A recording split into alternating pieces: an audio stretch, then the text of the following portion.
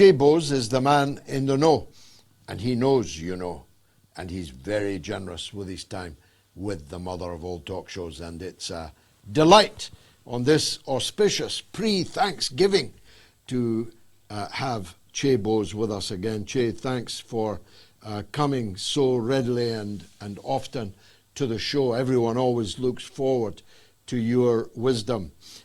So with that wisdom, where do you think we stand tonight on the prospects of an end to the war in Ukraine? Well, thanks, George. It's always a pleasure and honor to join you. It's one of the things I look forward to doing. We always seem to move discussion somewhere, which is really important. And, I see the feedback and people seem to enjoy it. You're putting me on the spot with this one, asking me, where are we? Okay, so I'll give you my view of where we are. I mean, I'm kind of skeptical. And I think post-Alaska, I allowed myself to get a little bit too positive about the prospects for a settlement. And I have to kind of stand corrected on that. I had a long discussion with a very good friend of mine in Moscow. He's in another part of Russia, Brian McDonald, a fellow Irishman, who's an encyclopedic knowledge on the Russian political system. He's in Russia, decades at this stage. And we always spar a little bit on me being too positive or too negative and vice versa with him. And I think he was right in saying that the Russian machine seems impervious to external pressure. And I think we've seen that again and again, but we still get pulled in as Westerners to the idea that things can happen fast. And the only things that seem to be happening fast from the Russian side at the moment seems to be, and I'll paraphrase it with something I posted on X recently, an image posted by the British Ministry of Defence showing that all 6 Russian army groups are advancing. And I posted, this is the Russian 6-point plan for Ukraine. Because while all this talk goes on, all this, navel gazing and hand-wringing in Europe, at this terrible fear of the prospect of a peaceful settlement. And it's analogous with, a British aristocrat looking out off his balcony saying, how dare these Russians and Americans solve my war? How dare they solve one's war?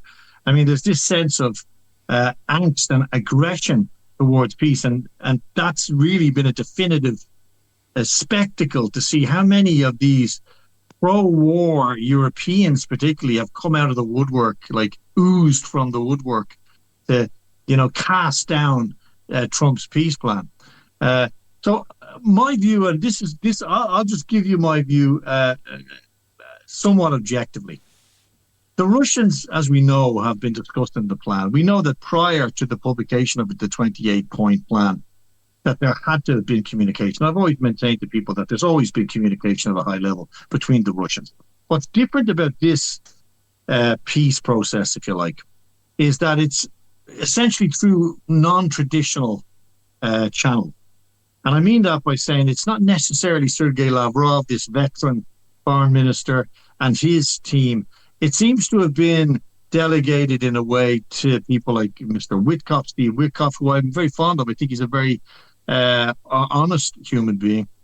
People like Kirill Dmitriev, who was a relatively unknown person until recently, the head of the Russian Foreign Direct Investment Fund, and people like Yuri Ushakov.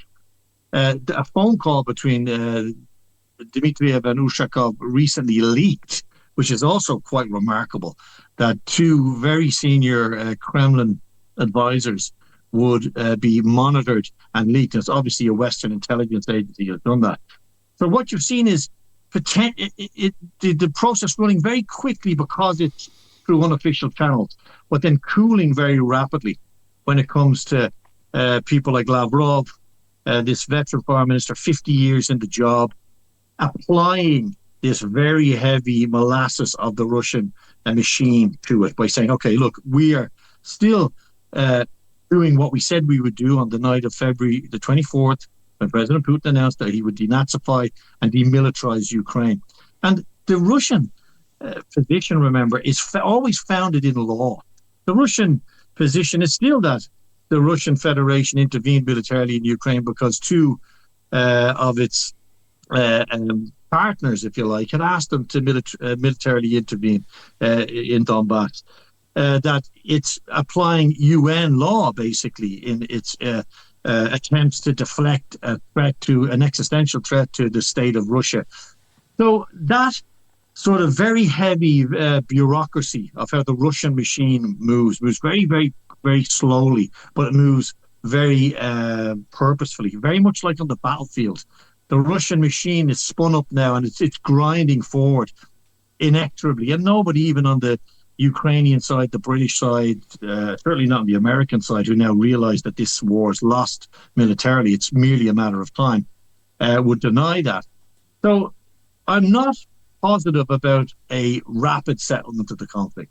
I have to say, I'd agree with you that I think the Russian position now is very much, we'll keep talking to you on the telephone, while in the other hand, we've got the driving wheel for the military machine, and we're going to just keep pushing forward, George. Now, I agree entirely with all of that, but it's quite clear that the enemies of Donald Trump's peace plan have moved into overdrive. The leaked conversation, not just between two senior Russian officials, but of course the leaking of transcripts which are denied by both partners, but of the conversation between Witkoff and Russian officials. These were deliberately leaked to Bloomberg to try and scupper Donald Trump. The performance of Rubio in his meetings with the Ukrainians over the weekend, in which, full of joie de vivre, he declared that he had persuaded the Ukrainians to sign a different peace deal to Donald Trump's. And then it began to emerge that amongst his 19, 20 points were articles that are just non-starters for the Russians, leading to the overwhelming feeling that Rubio is a fifth columnist. He's trying to wreck Donald Trump's peace efforts. And then I don't know if you watched it, I know that you don't spend as much time as me looking at Keir Starmer, but when you saw his face when a Tory MP put to him that the Ukrainians had agreed to a peace deal with Rubio, he looked as if he could be sick or burst into tears. He said, well, I didn't know about that. I'll have to go and study what are the real facts. In other words, he thought for a minute that actually the war was going to be over and that would be a disaster for him. In other words, they're in full flight, the enemies of peace in the West. They think they've got the ball at their feet. Do they? Can they change things? Well, three things I think are important. Speaking to what you say, George, it's important that the viewers, and most of our viewers, thankfully, are relatively well educated, as opposed to the masses who are sadly exposed to the delusional drivel of the mainstream media every day, and not by to their own fault. They're pickled in this delusional miasma of Russophobia. They'll know that it's very hard. If I asked you now, or any of our viewers, we put up a poll and asked them, who does the European Union, who does Ursula von der Leyen despise more, Vladimir Putin or Donald Trump? I'd say you'd be heading for a Brexit sort of style result in your poll. And this has cast the European Union in a really remarkably unprecedented situation. They're less relevant now than they ever have been. And it's purely by their own design.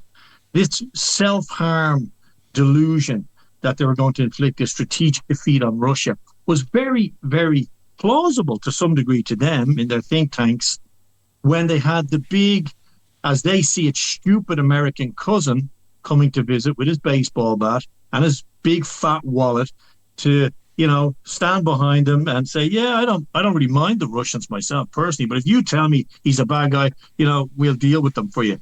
The Russians now know that the big American cousin has basically left the room. And the Europeans, remember, a very fractious group of people, much like Rubio and Trump. Rubio, you know, in the last couple of years, calling Trump a con man, a second-hand car dealer. So you got to remember the reality of these very fractious and terse alliances, and Europe is very much there right now.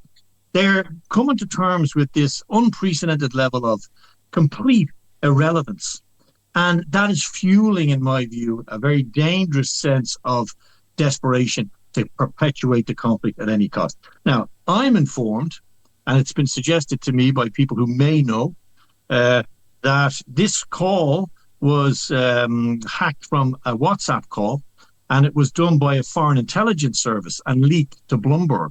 Okay? Now, I don't think it was the US intelligence service either.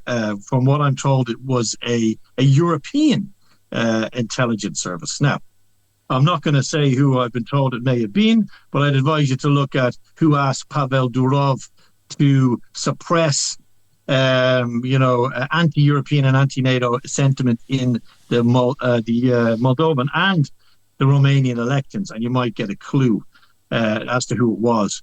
So I think we're in a space now where the British secret services, the French, the Germans are very much now being tasked with finding any sort of granular element that can discredit the America-Russia relationship.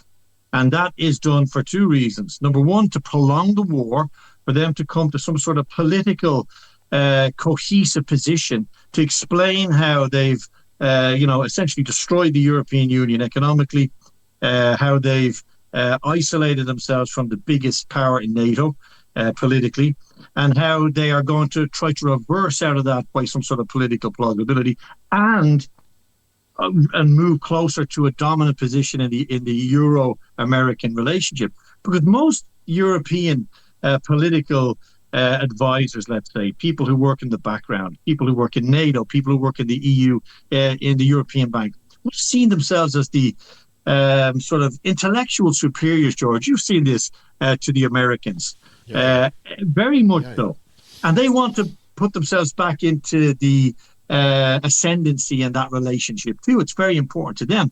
Meanwhile, people like Witkoff and Dmitriev and Trump are talking about mutual exploration in places like Antarctica, or in the Arctic, which is absolutely anathema to the Europeans, who have stood by and allowed the biggest act of environmental terrorism to take place with the destruction of Nord Stream, which was supplying immensely cheap, reliable, and clean energy into Europe. And we had, I think, in the last 48 hours, Alice Weidel from the AfD saying the first thing we will do when we take power in Germany is we're going to turn back on the Russian gas.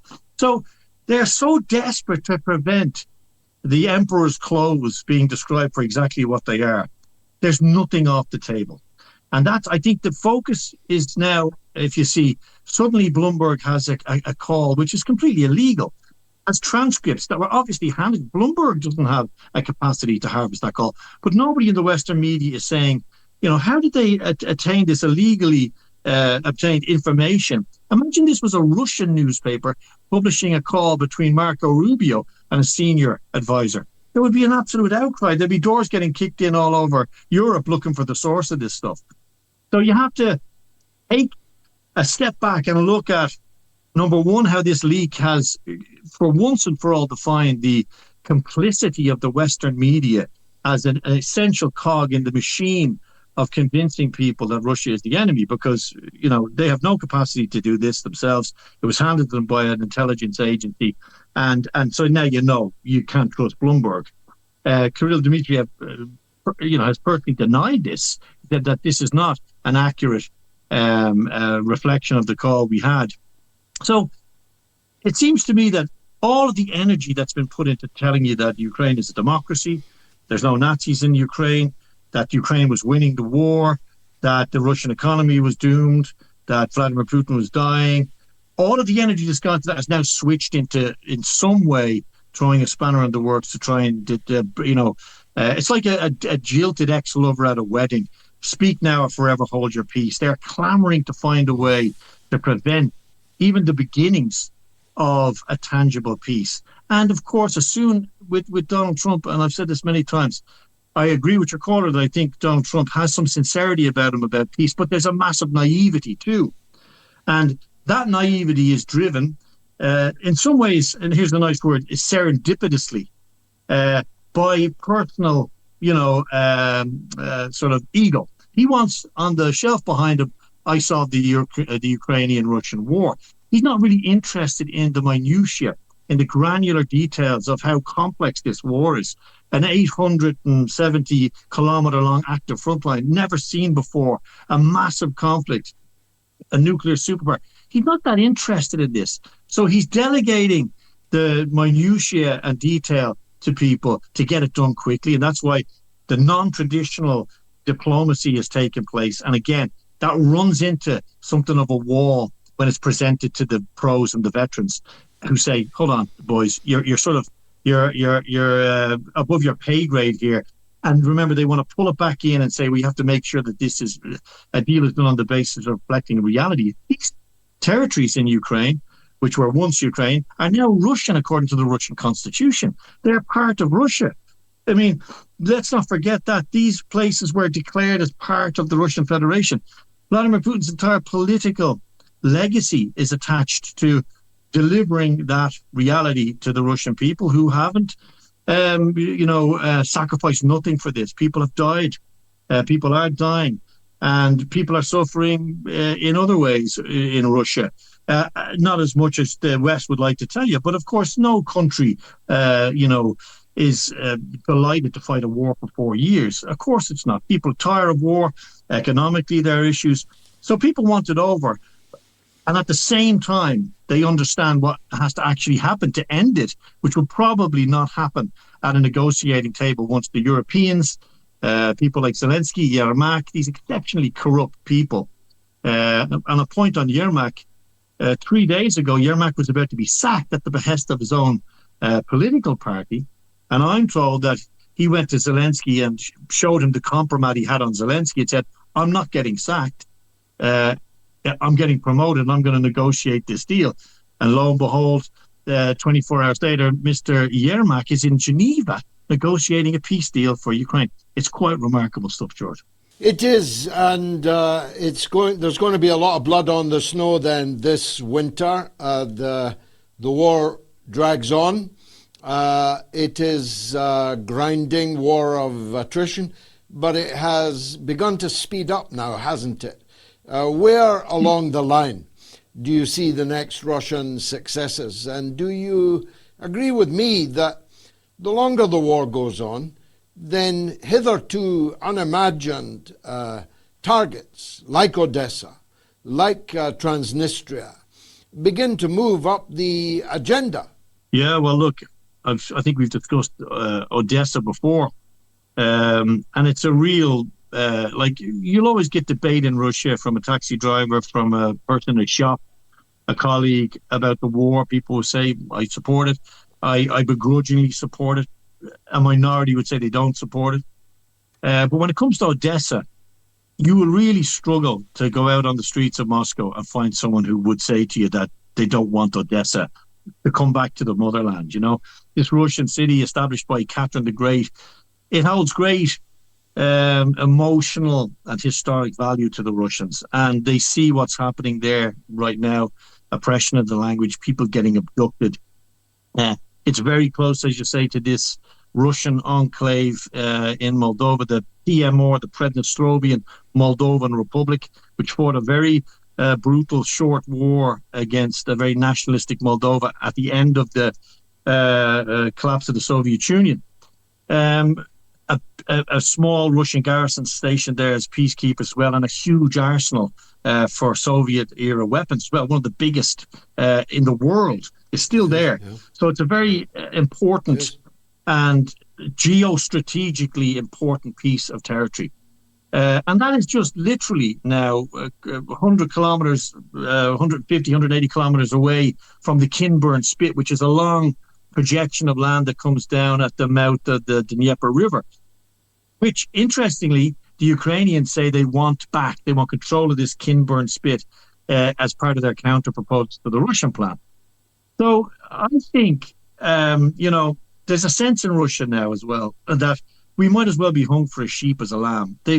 We're heading into our 20th sanctions package now. What is the rationale for us to hold back in Ukraine? There's a significant street feeling of that to that extent. We've sacrificed a lot. What more can they do to it? Let's push forward and at least take Odessa, Kherson as well. But there's also a political school, if you like, in Russia, which is very heavily influenced by the military. Russia's a very martial culture in many ways, and the army is a very powerful institution, very loyal to Vladimir Putin. But they've also made a lot of sacrifices. So as the war goes on, it becomes harder to bring people along in the idea that you would cede back territory that men have died fighting for, that you could ever countenance saying, this isn't Russian territory. These four regions aren't Russian. I mean, that is just absolutely unthinkable. I think the delusionists in the West who actually believe that the Russians would ever even consider, sitting down at a table to discuss Crimea being returned to Ukraine is delusional. And interestingly, today I posted something very interesting on my X. The Speaker of the House in the Rada in Ukraine, I think it's Stefanchuk, Ruslan Stefanchuk. He said that this war will only end when we take back Crimea. He actually said that today.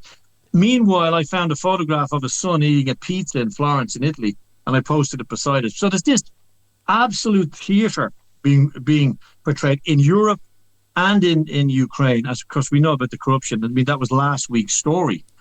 But remember, all of these things are tied in very neatly together.